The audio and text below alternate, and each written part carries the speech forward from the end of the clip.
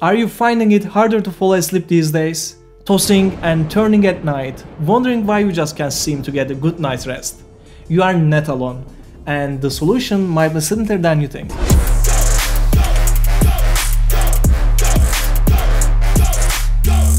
Hey there, welcome to Mind Matter. I'm Uğur, and today we are diving deep into the world of sleep. Why it's so crucial for our well-being, and how can we improve it? We often hear about the benefits of the sleep. It's the key factor improving our memory, attention, and emotional well-being. But did you know, in recent decades, our sleep duration has alarmingly declined? Studies show that this decrease is linked to a bunch of problems like obesity, heart disease, stroke, and even early death. And here's something interesting. Elite athletes and the musical geniuses, they don't skim on sleep. They prioritize it, averaging over 8 hours of nightly. Why? Because sleep is not just about rest. It's about excelling in every aspect of life. But here's the kicker. Lack of sleep doesn't just leave us groggy.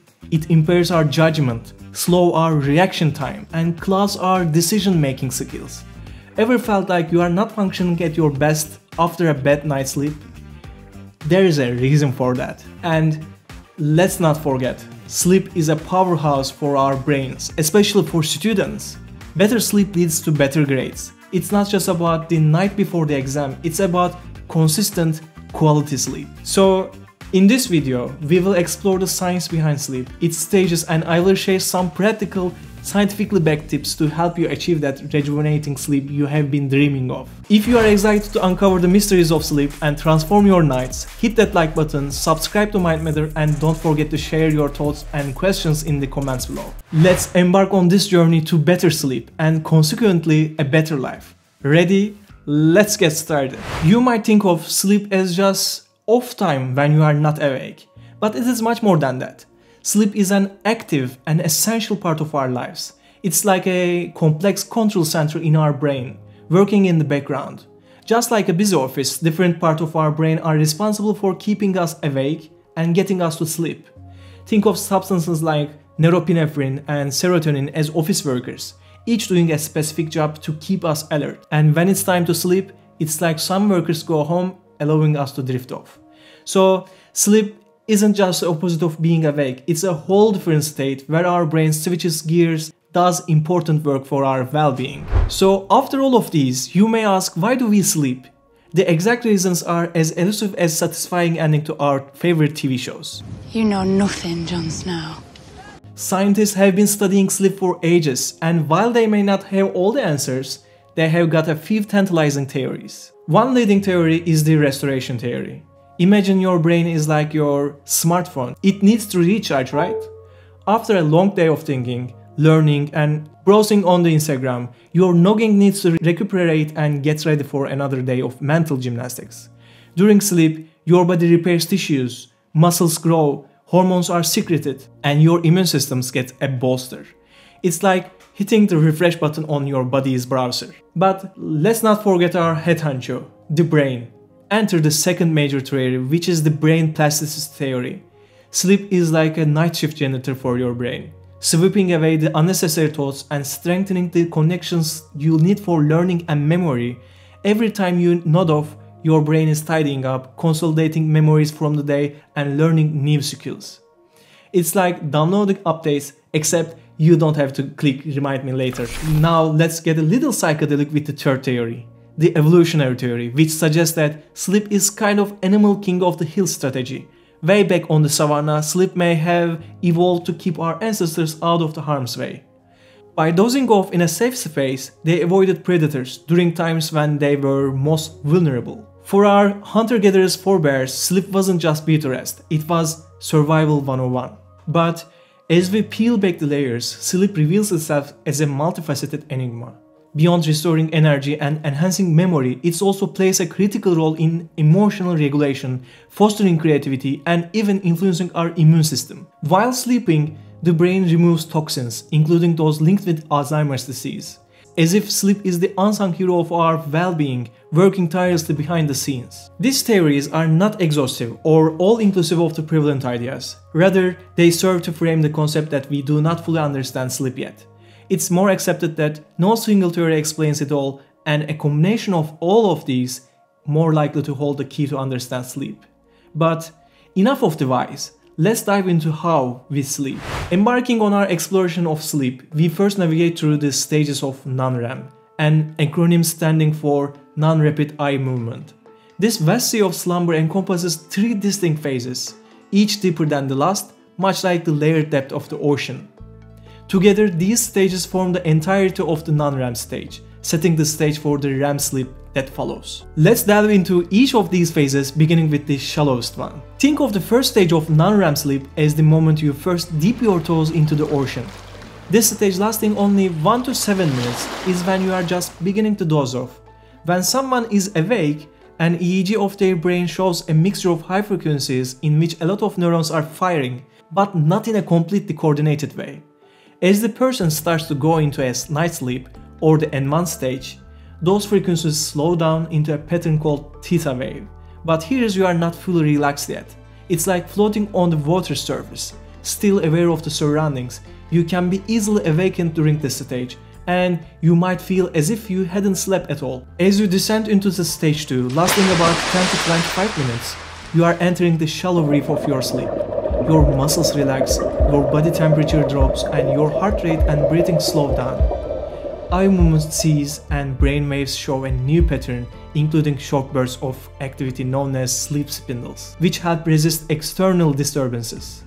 This stage prepares you for deeper sleep, akin to exploring the vibrant life in the shallow reef, with its relative calm and preparation for what lies ahead. Now you are diving deeper. In stage 3, lasting 20 to 40 minutes, you reach the deep sleep phase. It's like being in the ocean's depth where everything is calm and still. Muscle tone, pulse, and breathing rate decrease significantly. The brain emits slow, high-amplitude waves called delta waves, indicative of deep sleep. This phase is crucial for restorative sleep, allowing bodily recovery and growth, bolstering the immune system, and aiding in insightful thinking, creativity, and memory. Waking up from this stage might leave you disoriented, similar to suddenly surfacing from a deep dive. After about 90 minutes, you enter the REM stage, akin to reaching a dreamy, mysterious part of the ocean. The brain waves follow a beta wave pattern. Here, brain activity surges, resembling wakefulness. You have mixed frequencies, so it looks like you are awake. In this stage, your body experiences atonia, a temporary paralysis of muscles, except for the eyes and breathing muscles. Eyes move rapidly, breathing quickens, and heart rate and blood pressure rise. This stage is known for vivid dreams and is believed to be essential for memory, learning, and creativity. Like a night-long series of dives, these sleep stages repeat in roughly 90-minute cycles throughout the night.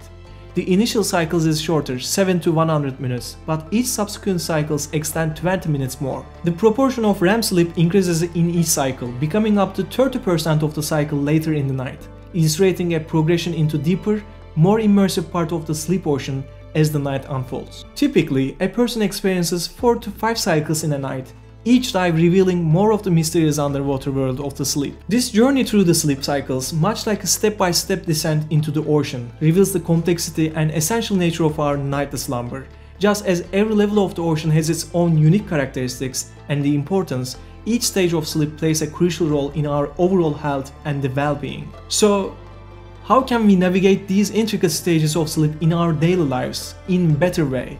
It's time to bridge the gap between the understanding our sleep patterns and actively shaping them. Let's explore some key strategies to harness the power of the sleep cycles for a healthier, more restful nights. First thing first, we need to keep a consistent sleep schedule. But you may ask why? Because our bodies are like clockwork. They thrive on routine called a circadian rhythm. Implementing a sleep schedule can go a long way toward enhancing sleep. This means going to sleep and waking up at the same time every day, and even on weekends, and establishing a schedule for daily events and tasks, such as eating breakfast and going to work. Secondly, we need to turn our bedrooms into our sleep sanctuaries. We need them dark, quiet, and cool between 16 to 19 degrees Celsius. And no, your phone is not invited to this slumber party. But why? Because your gadgets spew blue lights, tricking your brain into thinking it's time to boogie, not the snooze time. All exposure to light can suppress the secretion of the melatonin, a hormone involved in regulating the body's sleep-wake cycle, But exposure to blue light from electronic devices and energy efficient lamps has the largest impact on your sleep. Caffeine and heavy meals are the crashers of your sleep party. Cut off caffeine 8 hours before bed because it sticks around in your system like an overstayed guest. Although it might be tempting to grab a cup of coffee to overcome that afternoon slump, caffeine can make it difficult to fall asleep and can affect the duration and the intensity of slow wave sleep. And those heavy meals, give them a curfew of 2 to 3 hours before bedtime. Your stomach needs the time to do its thing without interrupting your sleep. Winding down is like dimming the lights on your day. Spend 30 minutes before bed doing something calm, reading, stretching, or whatever floats your relaxation boat. If worries are playing tag in your mind, write them down and let them go. You can solve the world problems in your pajamas, right? And definitely we need to talk about exercise. Yes, but not right before bed. It's like a double espresso for your body. The process of exercising releases hormones such as adrenaline and cortisol that can keep people awake. Keep those workouts during the day to help tire you out in a good way. And naps, keep them short and sweet, like quick hello and goodbye and not closer to bedtime. Lastly, please but please remember, your bed is for sleeping, not for scrolling through the social media or binge watching. Keep it sacred. And if you are really into gadgets, a sleep diary app could be your new best friend to track what works and what doesn't. As we wrap up this episode, let's not forget the wise word of an Irish proverb. A good laugh and a good sleep are the best cures in the doctor's book. So keep laughing, keep sleeping, and most importantly, keep questioning the world around you with Mind Matter. If you enjoyed this journey through the mysteries of sleep and want more mind-blowing content, don't forget to hit the like button, subscribe to Mind Matter, and share your thoughts and questions in the comments below. Until next time, I'm Ur, reminding you that sometimes the most complex questions have the simplest answers. You just need to know where to look. Keep exploring, keep wondering, and always keep your mind on what matters. Sleep tight and see you in the next video.